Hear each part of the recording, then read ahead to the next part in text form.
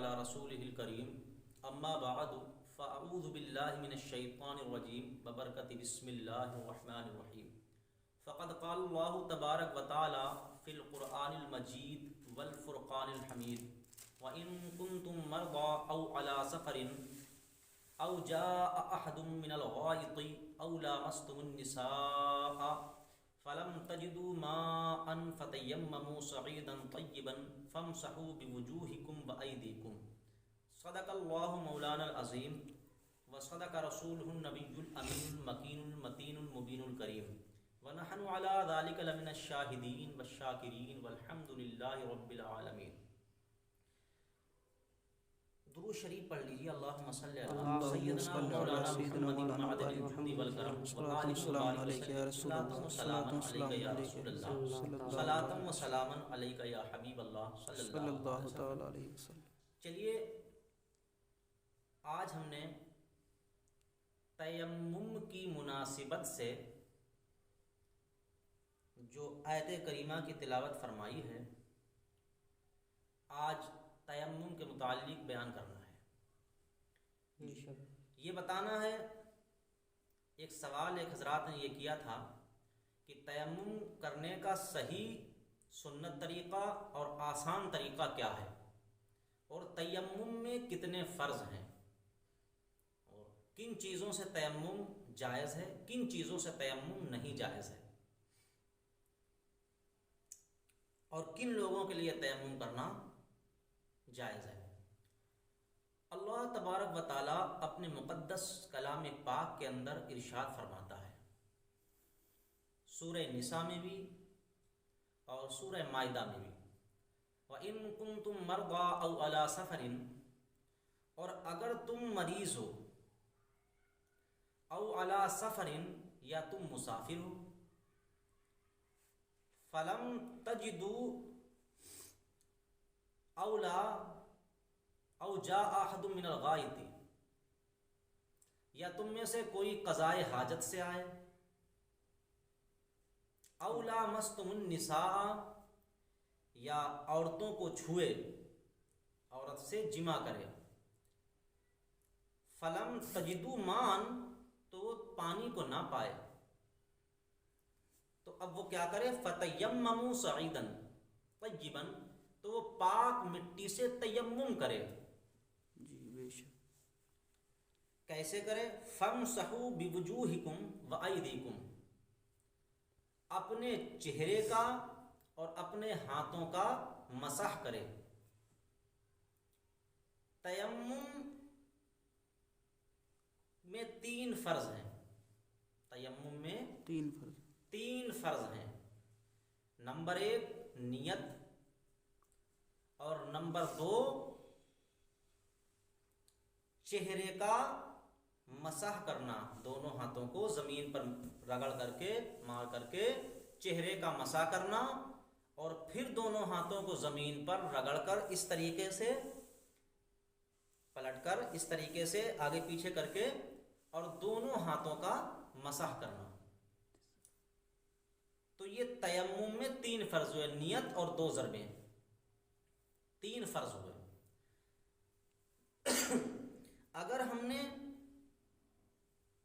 نیت تیمم کی نہیں کی اور ہم نے بغیر نیت کیے ہوئے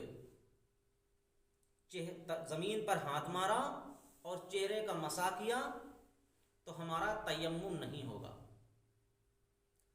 تو نیت تیمم کے اندر فرض ہے، تو پہلے ہم نیت کریں بے شک، پاکی حاصل کرنے کی، دل میں نیت کریں پاکی حاصل کرنے کی، اور تیمم کریں بسم اللہ الرحمن الرحیم پڑھ کر کے دونوں ہاتھوں کو ہم زمین پر ماریں، آگے پیچھے کریں، اور پھر ان دونوں ہاتھوں کے یہ جو انگوٹھے ہیں، ان انگوٹھوں کی جو جڑیں ہیں، اس طریقے سے ہم جھاڑیں ہاتھوں کو، تالیاں بجا کر کے نہ جھاڑیں، یہ منع ہے۔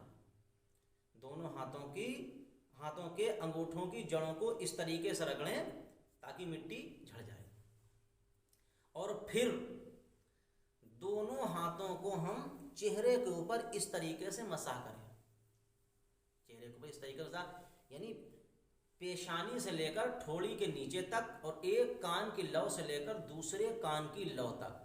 پیشانی جہاں سے بال جمنا شروع ہوتے ہیں ٹھوڑی کے نیچے تک اور ایک کان کی لو سے دوسرے کان کی لو تک ہم اس انداز میں مسح کریں کہ ایک تل کے برابر بھی جگہ نہ رہ جائے.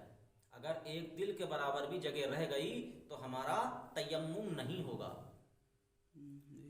کیسے کریں کہ اس طریقے سے ہم نے مسح کیا, یہاں سے شروع کیا اور یوں ایسے لیا, اس طریقے سے ہاتھ لیے اور داڑھی کے اوپر کیا. اس کے بعد میں دونوں ہونٹوں کو اس طریقے سے, پھر ایسے ایسے یہ ایسے ایسے آنکھوں کے سائڈ میں, پھر ایسے ناک پر کیا, پھر یوں اس طریقے سے ہم نے خوب اچھی طریقے سے کیا اور بعد میں داڑھی کا اس طریقے سے خلال کیا. اب یہ ہمارا دوسرا فرض ہو گیا. پہلا فرض نیت اور دوسرا فرض چہرے کا مسح کرنا. اب اس کے بعد پھر تیسرا فرض کیا ہے؟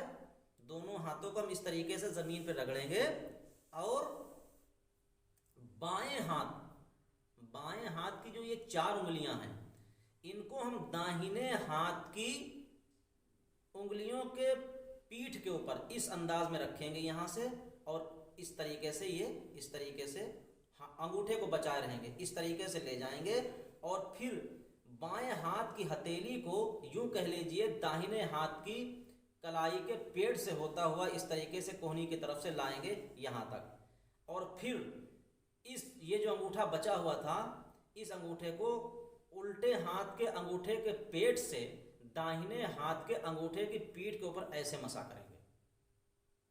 اور اسی طریقے سے ہم داہنے ہاتھ سے بائیں ہاتھ کی انگلیوں سے لے جائیں گے اس انداز میں لے گئے ہم, اور یہاں سے پھر ہم اپنی ایسے ہتھیلی کو لگاتے ہوئے لائے اسی طریقے سے.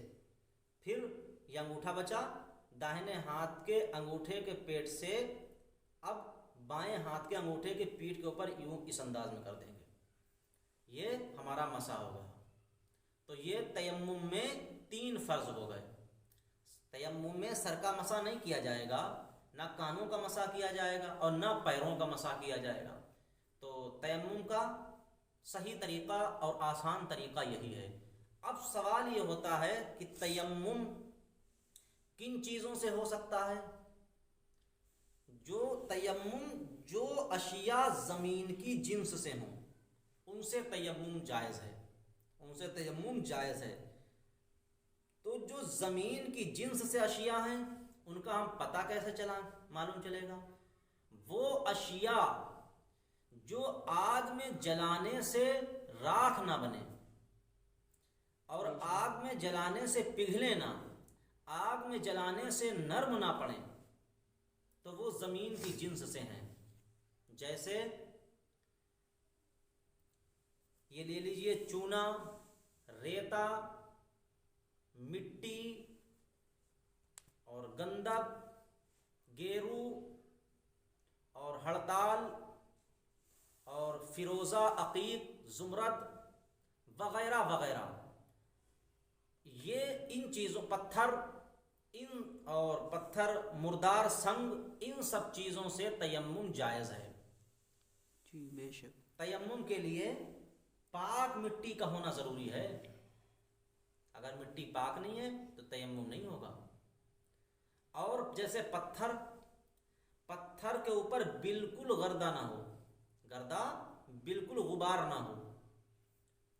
چونے کے اوپر پتھر بالکل صاف ہے, اس پہ کوئی گردہ غبار نہیں ہے, اور زمین کی جنس تو پتھر ہے ہی, تو اس کے اوپر گردہ غبار کا ہونا ضروری نہیں ہے, بالکل نہ ہو, تو اس سے تیمم آپ کر لیں. اور جو زمین کی جنس سے نہیں ہے, جیسے لکڑی اور گھاس, یہ جلانے سے جل جاتی ہے.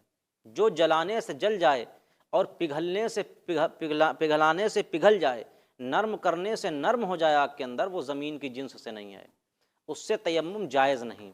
جیسے لکڑی گھاس جلانے سے جل جاتی ہے اور لوہا، تانبا، پیتل، سونا، چاندی یہ پگھلانے سے نرم بھی ہو جاتا ہے اور پگھل بھی جاتا ہے، تو ان چیزوں سے تیمم جائز نہیں۔ ہاں اگر ان کے اوپر گرد و غبار پڑی ہو اگر اتنی، تو اس کے اوپر اگر ہم ہاتھ کو مس کریں اور ہاتھ میں میرے گردہ لگ جائے تو اس سے تیمم جائز ہے۔ تیمم یہ کن لوگوں کے لیے ہے کہ جو مریض ہوں، ایسے سخت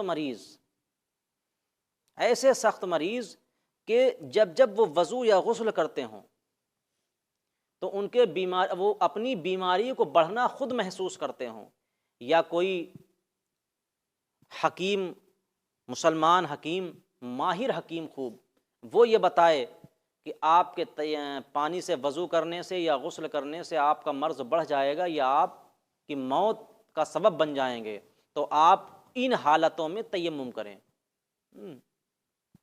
اور اسی طریقے سے کہ جیسے پانی نہیں پا رہے ہیں، آپ کہیں پہ موجود ہیں، مسافر ہیں، حالت سفر میں ہیں، پانی نہیں ہے وہاں پر، آپ نے کافی تلاشا، جیسے 1 میل اس طرف، 1 میل اس طرف، 1 میل اس طرف، چاروں دشاؤں میں 1 میل کی دوری پر اگر آپ کو پانی نہ ملا تو اس حالت میں آپ تیمم کریں، حالت سفر میں آپ تیمم کریں، یا آپ قضائے حاجت سے آئیں تب آپ تیمم کریں، یا آپ نے عورت سے جماع کیا اور آپ کے غسل کے لیے پانی نہیں ہے، نہ وضو کے لیے پانی، تب تیمم کریں آپ۔ تو ان حالتوں میں آپ تیمم کریں۔ اور تیمم ٹوٹ جاتا ہے، جیسے آپ نے تیمم کیا کسی مرض کی وجہ سے، اور آپ کا تیمم آپ نے کر لیا اور آپ کا مرض ٹھیک ہو گیا، تو آپ کا وہ تیمم ٹوٹ گیا۔ اب آپ کو معلوم چل گیا کہ ہمارے وضو کرنے سے میرا مرض نہیں بڑھے گا، تو آپ تیمم کو توڑ دیں اور وضو کریں، یعنی پانی پر قدرت پاتے ہی تیمم ٹوٹ جاتا ہے۔ تو یہ